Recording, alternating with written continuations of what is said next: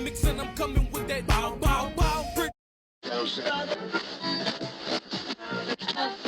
But hello guys, this is your girl Ziva Fashionista, bringing you, I guess, what I would call a long-awaited review of Blood and Water Season 2.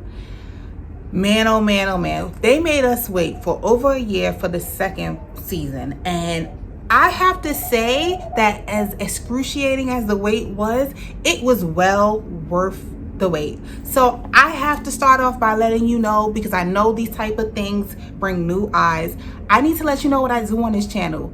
I do reviews. I let you know what I thought about the series, what I thought about what they did overall, what I liked, what I did not like. I am not a recapper. I will not be telling you, and then this happened, and then this happened, and this happened. That is not what I do. So if this is not for you, I guess click out. But if you want to stay in and hear my thoughts, and just let's go back and forth and converse in the comments about what we thought about this season. So overall, I think that they got a little bit away of what they did the first season, which was a soapy teen drama. And I kind of feel like somebody somewhere in the Blood and Water franchise watch my review, because some of the things that I critiqued, or some of the things that I didn't like, I see we didn't have it in the season 2. Like storylines, that's something I said I want to hear backstory of some of these characters. We got that.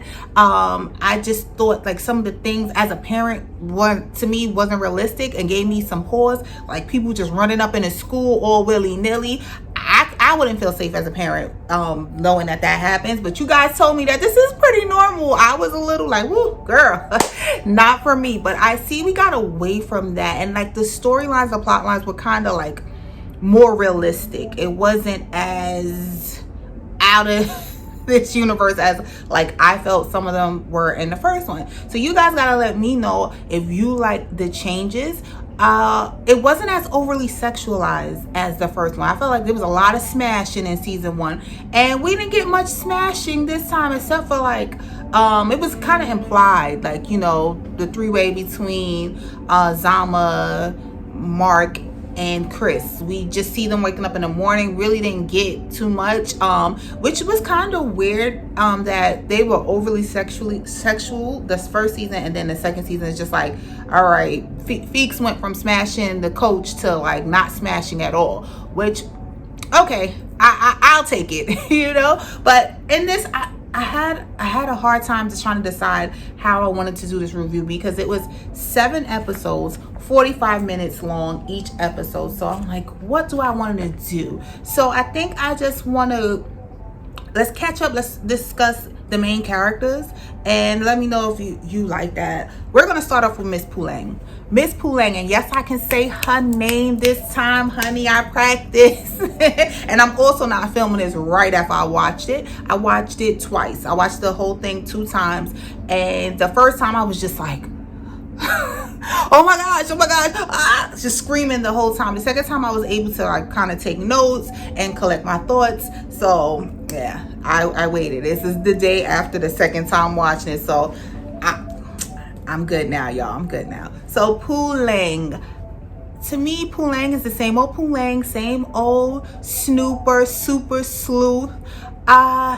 She is acting up at home. She's kind of upset about the things that's going on with the trial and everything. And that leads me to ask, what's going on with the trial? Is the trial still going on? We didn't get any trial footage. Are they deliberating? What's going on with that? Because they bring up the trial, but there's no trial in this series, right?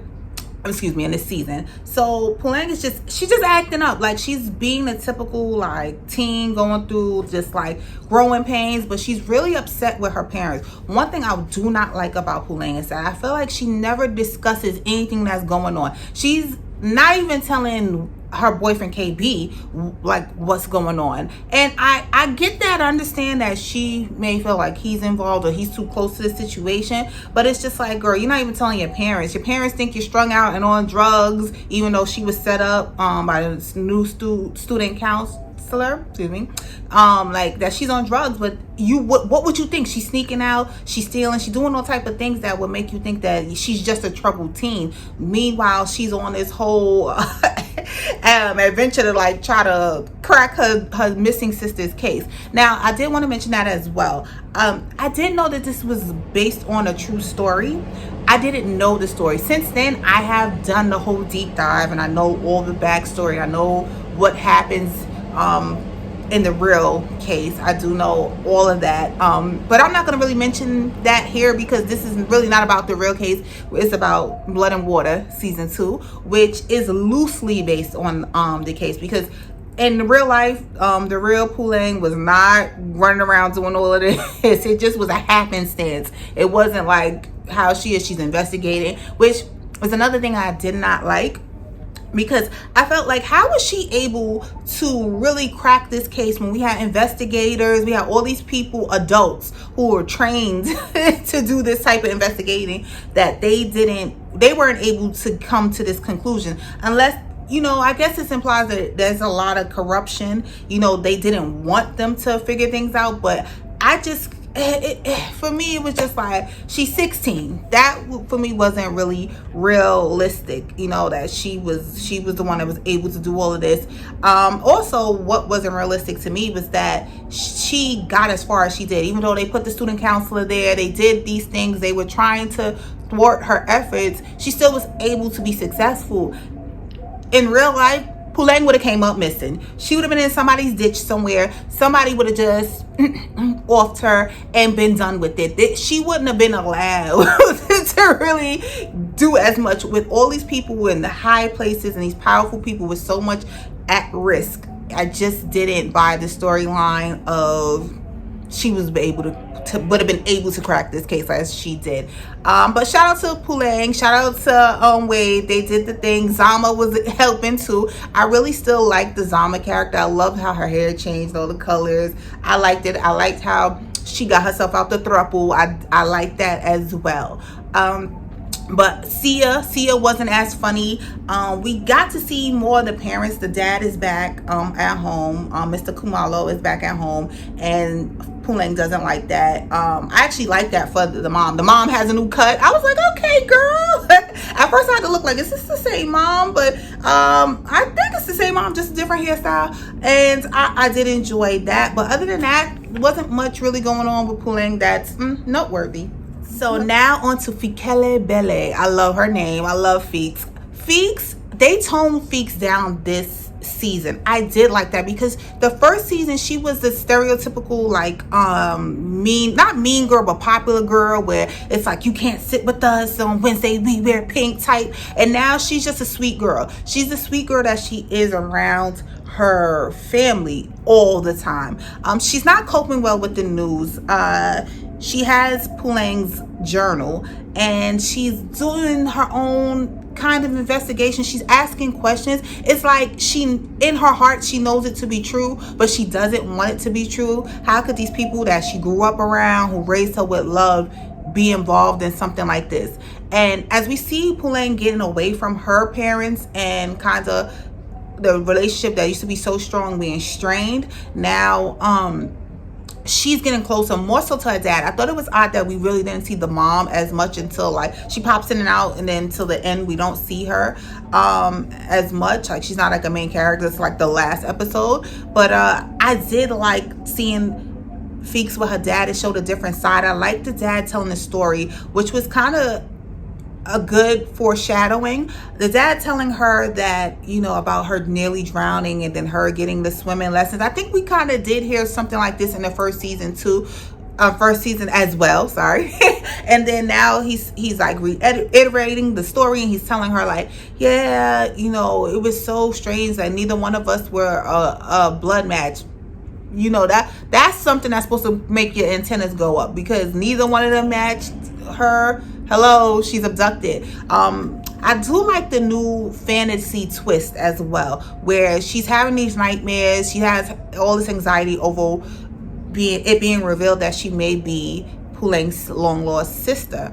And she's like having nightmares where she's in the water, and Puleng's trying to drown her and all things like that, and or you know, you just see in the first season, which it just tied it in beautifully. First season you see Puleng is haunted by Feeks, but now Feeks is haunted by Puleng. I thought that was amazing. If you're just like paying attention to the cinematography, which was amazing as well, it was filmed very well. I like all the graphics, all these things they did very well in this series. The social media aspect, which is really realistic, because who doesn't love social media? That popping in and out all the time, I did like that.